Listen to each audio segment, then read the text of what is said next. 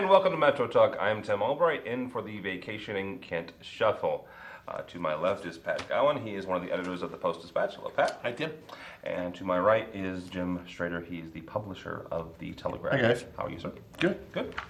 Pat, we'll start with you. Springfield businessman William Salini, I believe is how you pronounce his name, has been convicted of conspiracy. He was called the king of clout in Illinois politics. I don't know if he had that on his business cards or not.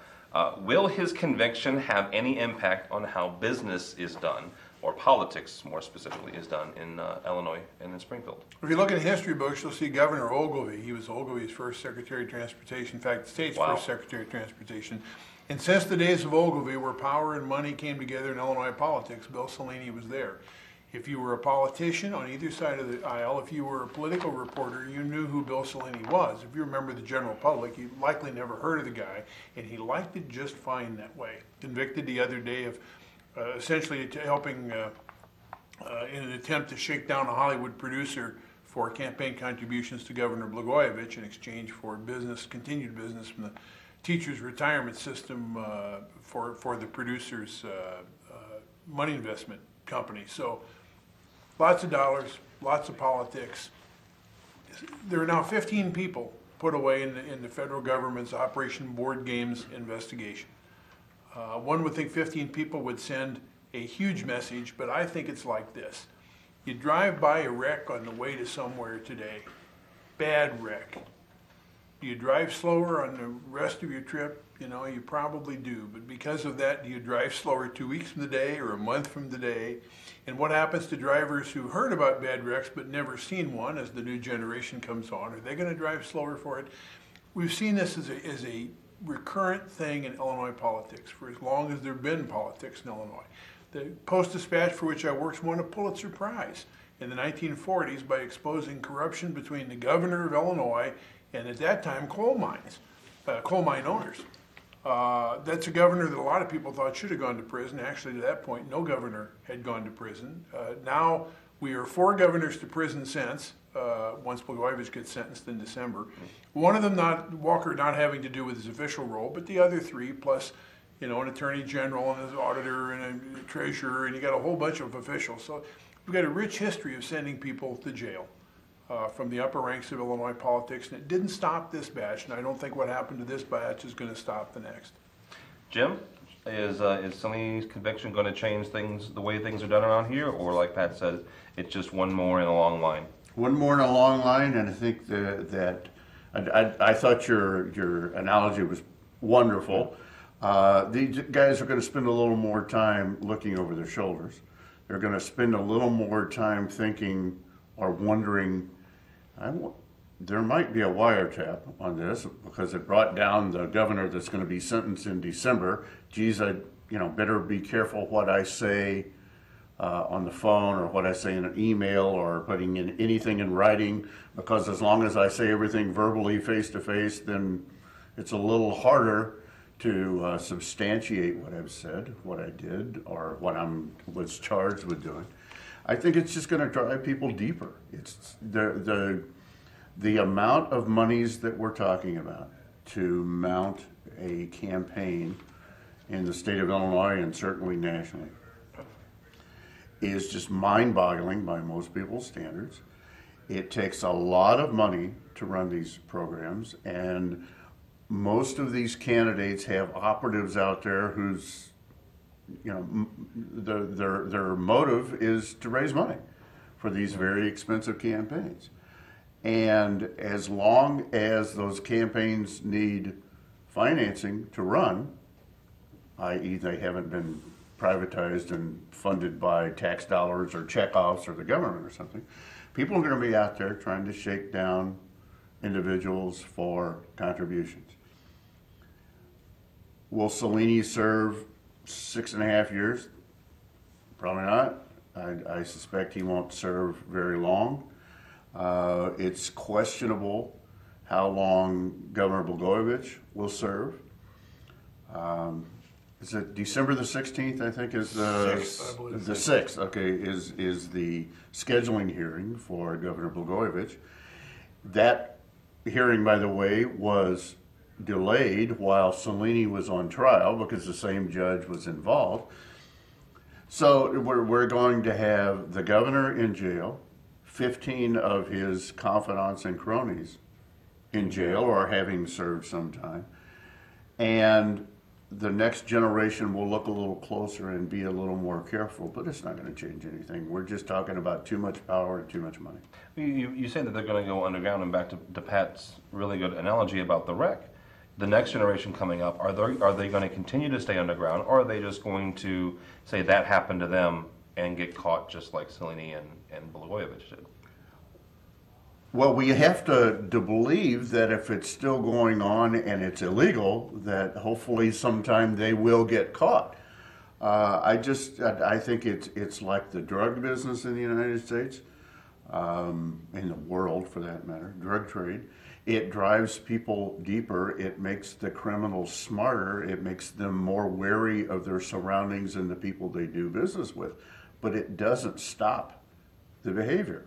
And I don't think it will stop the behavior in Illinois politics. We have a not so proud and cherished tradition in this state of shaking down people for money, and I don't think it's going to change. And relatively speaking, the previous experiences did not drive these guys down, far from it.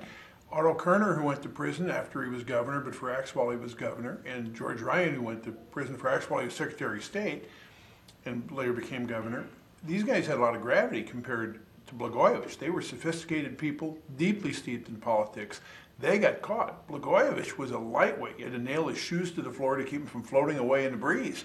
And the people he surrounded himself with and the way this operation came down was really almost embarrassingly unsophisticated for Blagojevich. Now, there's a touch of irony in this to me, and that is that as a collateral player, Salini, who was, in terms of political gravity, was as heavy as anybody out there. Salini got trapped by Blagojevich's naivete and the naivete of the people around him. Another touch of irony is there's no allegation Salini made money on that deal. This was for power. Salini was solidifying his power. He's basically a Republican, solidifying his power with a corrupt Democrat governor by doing the Democrat governor a favor. But this wasn't even directly to line Salini's pockets. But this was probably the least sophisticated of all the operations that they've broken. Dear Lord. All right, we'll take a break and we'll be right back after this. Hi, I'm Audrey Lucchese and I'm from Alton, Illinois. I love music and that's why I came to Lewis & Clark. It's been an amazing experience here at Lewis & Clark, working with students that are so talented, coming from all over the area, and they work so hard to follow their dreams. The music faculty at Lewis & Clark they're fantastic, and they're there every step of the way to push you to follow your dreams. One of the unique opportunities that I have had at Lewis & Clark is being able to record my own music with a fellow student here. Being able to record our music has opened doors for us in the music industry. My long-term goal is to finish here at Lewis & Clark and then to transfer to a 4-year school and finish my degree in music performance. I would recommend Lewis & Clark to another student because it is definitely a great place to get started and it can open so many doors for you.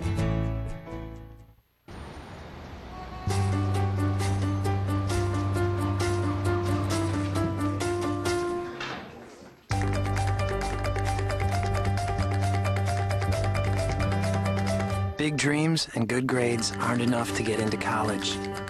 There are actual steps you need to take. Finding someone who can help is the first and most important. For the next steps, go to knowhowtogo.org.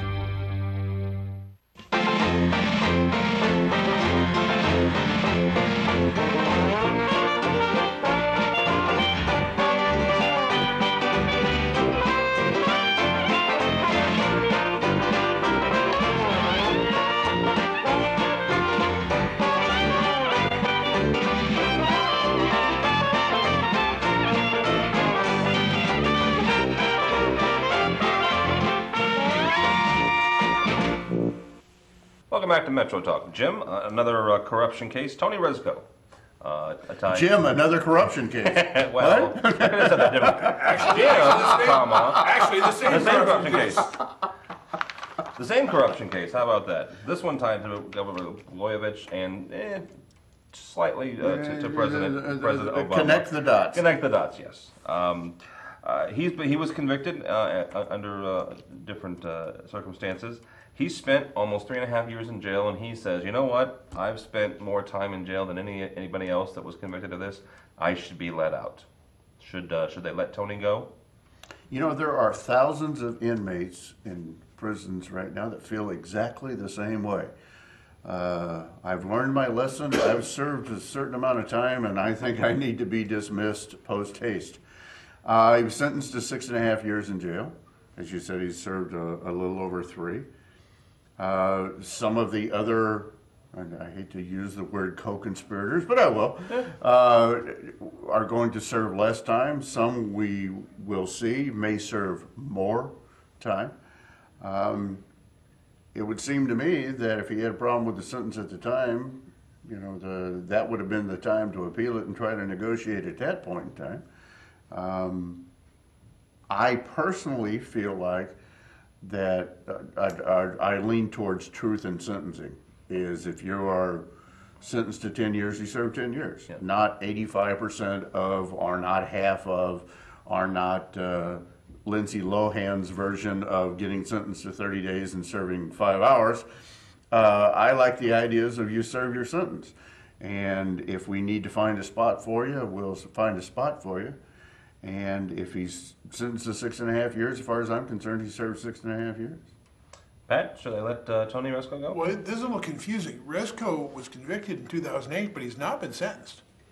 He has served all that time awaiting sentencing. Oh, okay. While they were waiting for his testimony that might be needed along the way. You know, the sentencing comes after all the deals are made and after you've met your obligations as to whatever cooperation you're going to give. So the clock is running. He'll no doubt get credit for the time already served in prison, which at this point is about 44 months. What he's saying is that should be enough. He's being sentenced November 22nd. That should be it.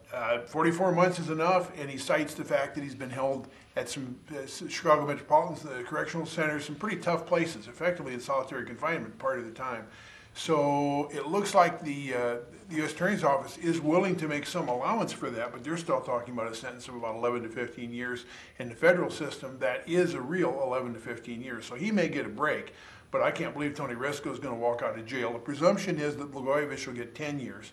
The actual statutory maximum would be 305 years, but under the federal sentencing guidelines, they're really very, very specific about, was a gun used, yes or no? Were drugs involved, yes or no? Was there violence, yes or no? Yep. And they come up with this formula for over 50 sort of characteristics of the crime before they sentence. But I can't believe Rezko is going to get out that fast, and I'd be surprised if he served less than Blagojevich, and the money says Blagojevich will probably get about 10 years. What's the federal penalty for being stupid? Because that's what Blagojevich is going to get. This is it. This is it. Yeah. I'll tell you what, when you read a federal charge, it's very simple actually, because I cover courts a lot. When you read a federal charge, if the charge isn't real clear, if it's like sort of convoluted wording, that's the code for you're going to prison for stupidity. You know, bank robbery is pretty apparent. When it's conspiracy to evade the da-da-da-da-da-da, that was stupidity. All right. Pat, some healthcare groups want to see lawmakers pass a law that adds a tax on soda and other sugary drinks. It would add about a penny per ounce. Should lawmakers pass this measure? I drink diet, so I really don't care. Okay, very good. I'm trying to find some standard for this. We tax the heck out of cigarettes on the theory, partly on the theory, I guess, that they cause people to become sick and are a burden to society. We tax liquor pretty heavily, I think, sort of on the same thought. And the users of cigarettes and liquor, whether they like it or not, have sort of come to accept the idea that they're going to pay a lot higher tax than you're going to pay on a loaf of bread. And that's just the way it is. The question now is, what are you going to do about the loaf of bread? I mean, white bread is worse for you health-wise than whole grain bread. Mm-hmm. So are we going to put a penny an ounce on white bread because that's going to cause more health problems? I mean, sugary drinks and things like that are an easy target, but it is a slippery slope. What are you going to do? Do you charge a penny more per ounce of French fries? Or bacon? Or bacon? Or you know, what about like low-fat bacon as opposed to fully fatted bacon. I mean, you start splitting this in a free society, it just becomes, it makes your head spin. And who gets to decide whether to incent this behavior? I mean, we've all got some crazy Uncle Harold who drank a fifth of vodka and ate 20 strips of bacon a day and smoked cigars day and night and lived to be 110. And so in a free country, it just seems like this isn't a very good idea. Well, I looked this one up because I'd heard two different numbers, and the most recent I could find was dated November the 6th, or November the 2nd. And the healthcare groups actually wanted to add 2 cents per ounce. And it does include your diet drinks, as it does mine. Well, this is an abomination.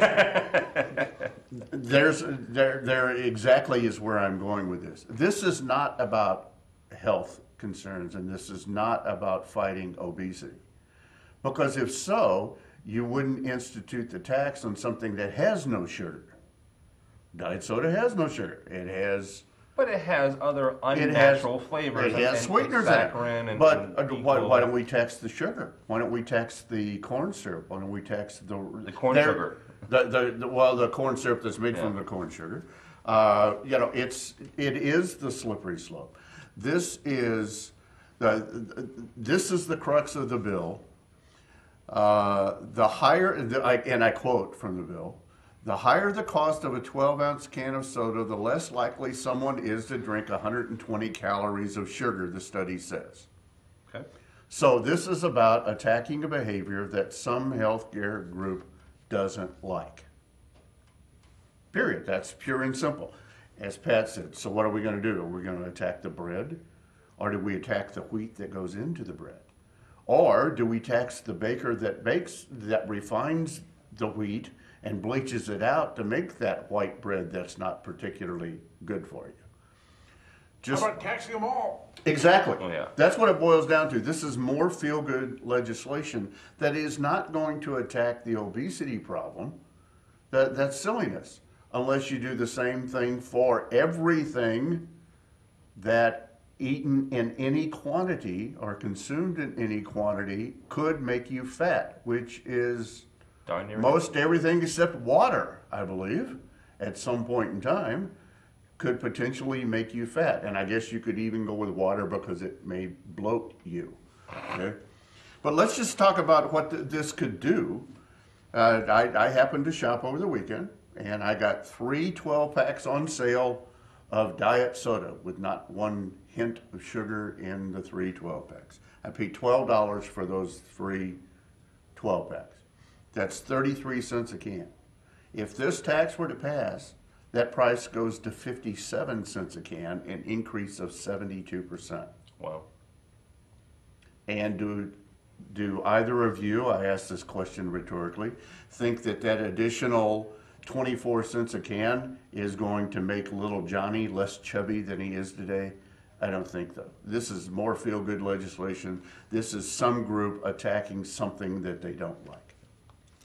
All right, on that note, we're going to get a Big Mac and the Diet Coke. We'll be back after this.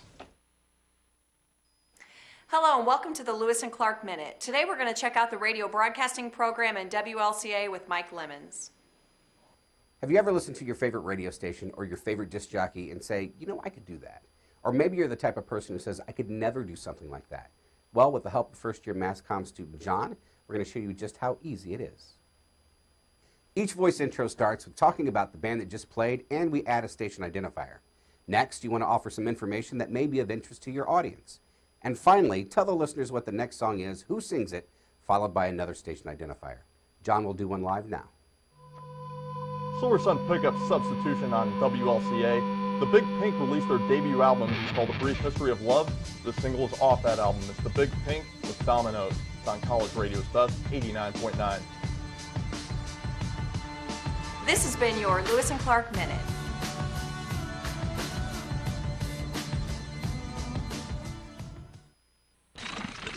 What's that? I don't know. Something I kind of made. Ooh, what's it do? What do I do? Well, thanks for asking. I ring my bell and I like to dance.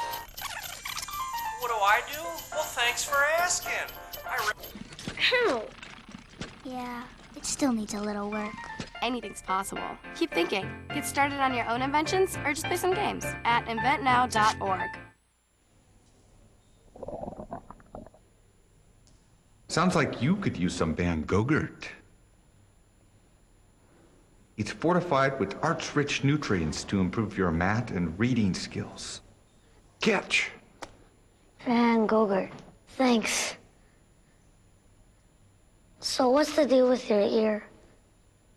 Always with the ear, huh?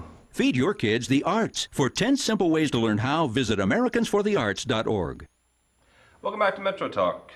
Pat, the Illinois Auditor General's Office is recommending a decrease in the number of state-owned vehicles.